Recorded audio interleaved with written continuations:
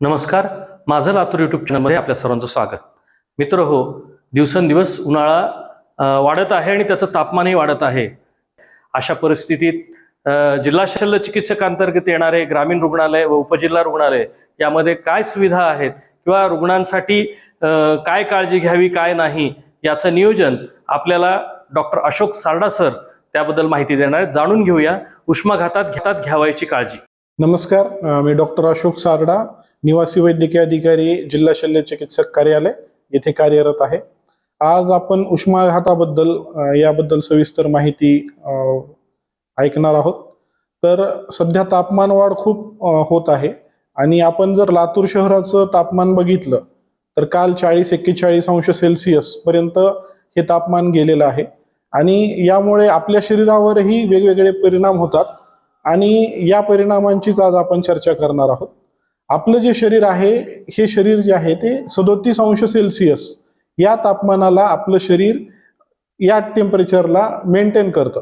परंतु काय होतं, ज्या वेळेस बाहेरचं वातावरणातलं टेम्परेचर खूप वाढतं आणि आपली शरीर तेवढं टेम्परेचर 37 अंश सेल्सिअस जर मेंटेन करू शकत नसेल तर त्यावेळेस आपल्या बॉडीचं टेम्परेचर वाढल्यामुळे आपल्या काही अवयवावर त्याचा परिणाम होतो आणि त्यामुळे आपल्याला काही त्याबद्दल सिम्पटम्स येतात आणि त्यालाच आपण उष्माघात म्हणतो. तापमान वाढीमुळे बाकीही काही दुष्परिणाम होतात, जसे की अशक्तपणा येणे, थकवा येणे, घाम खूप जास्त येणे आणि डिहायड्रेशनचे काही सिम्पटम दिसतात. पायाला पेटके येणे, पाय दुखणे, रात्री पाय खूप दुखणे, तर अशा काही गोष्टी होतात. परंतु याच्या सर्वात शेवटचा जो स्टेप आहे ते उष्माघात आहे.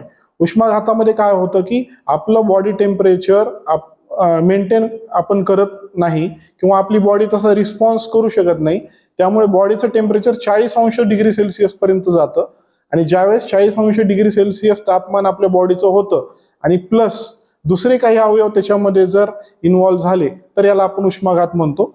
याची सर्वसाधारण लक्षणं जर आपण बघितली तर चक्कर येणे, भोवळ येणे, त्यानंतर खूप अशक्तपणा येणे आणि बेशुद्ध अवस्था पडणे, तर हे उष्माघाताची लक्षणं आहेत.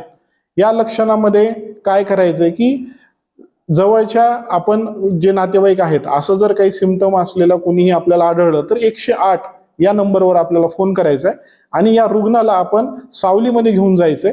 त्याला थोडेसे त्याचे कपडे सैल करायचे, थोडा पंखा, AC, कूलर जे काही तिथं अवेलेबल असतील ते आपल्याला सुरू करायचे आणि काही थंड पाणी असेल तर थंड पाणी त्याच्या तोंडावर मारणे, थोडंसं त्याला शुद्ध आल्यानंतर त्याला पाणी पाजणे. आपल्याकडं जर घरी मीठ साखर पाणी किंवा ORSचं पाणी हे असेल तर त्याला प्यायला पाणी देणे. तर या गोष्टी आपण करू शकतो. आणि जर तो बेशुद्धच असेल, 108ची ॲम्ब्युलन्स आली तर त्याला आपण जवळच्या ग्रामीण रुग्णालय, उपजिल्हा रुग्णालय येथे आपण संदर्भित करू शकतो. आपण ग्रामीण रुग्णालय, उपजिल्हा रुग्णालय या ठिकाणी उष्माघातासाठी एक खाट, एक बेड आपण राखीव ठेवलेला आहे आणि सर्व औषधोपचार त्या ठिकाणी आपण ठेवलेला आहे. तिथं वैद्यकीय अधिकारी आणि स्टाफ आपण त्यांना सूचना दिलेल्या आहेत. असा जर काही पेशंट आला तर त्यांना कोल्ड स्पॉन्जिंग करता येतं. आपल्याकडे आईस पॅक असतात थंड आणि त्या ठिकाणी कूलर, फॅन आपण लावलेले आहेत. नागरिकांनीही उष्माघाताबद्दल तापमान वाढीमध्ये सकाळी जे आपलं 11 ते 4 या वेळेमध्ये उन्हामध्ये बाहेर फिरू नये.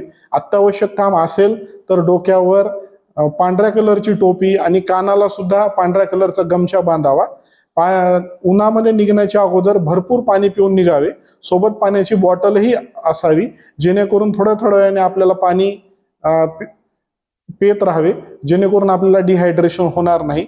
आणि आपल्याला काही जर सिम्पटम वाटत असतील तर तात्काळ आपण सावलीमध्ये येऊन थंड पाणी वगैरे पिऊन आणि कुणाला जर आपल्या आजूबाजूच्या लोकांना याबद्दल सांगावं की आपल्याला त्रास होत आहे, जेणेकरून ते ॲम्ब्युलन्सची व्यवस्था करतील.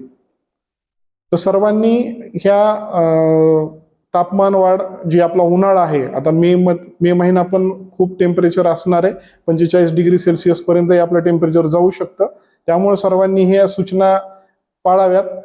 त्यातल्या त्यात वृद्ध माणसं आणि ज्यांना हृदयाचा, डायबिटीजचा, हायपरटेन्शनचा त्रास आहे त्यांनीही उन्हामध्ये जास्त काम करू नये. जे शेतकरी असतील, मजूर असतील त्यांनीही सावलीमध्ये काम करावे शक्यतो, किंवा सकाळच्या वेळेस किंवा एकदम संध्याकाळी या वेळेस काम करावे. दुपारी शक्यतो विश्रांती घ्यावी आणि सावलीमध्येच विश्रांती घ्यावी. धन्यवाद.